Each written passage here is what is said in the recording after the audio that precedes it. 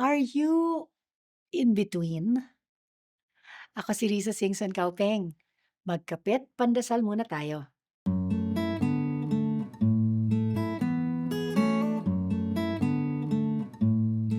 I remember when I was dating Chris, who is now my husband. I knew he was the one, but I couldn't be certain until he actually proposed marriage, right? It was that quiet, uncomfortable space between promise and fulfillment.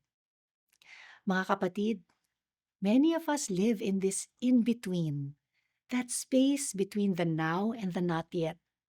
You've prayed, you've trusted, maybe you've even seen signs of God's answer, but it's still unfolding. And that waiting can feel like forever. It can sometimes even feel like our prayer was rejected. The saints went through this. Saint Teresa of Calcutta experienced deep spiritual dryness while faithfully serving God.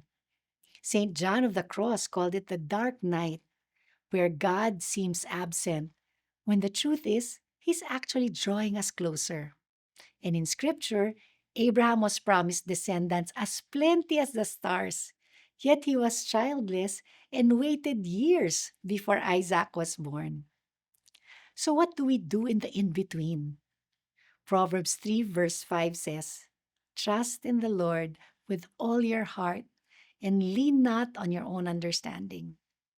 Trust means we don't rush ahead or give up. We stay. Stay in prayer, even when it feels useless. Stay in obedience, even when things are unclear. Stay in hope, even when things are not going as planned. Because the in between is not empty, it is sacred. God is not absent in your waiting, He is working, even when you cannot yet see it. Let's pray. Lord of all times and seasons, you are with me even in my in betweens. Teach me to trust you when I can't see the fulfillment of your promises ahead. Amen.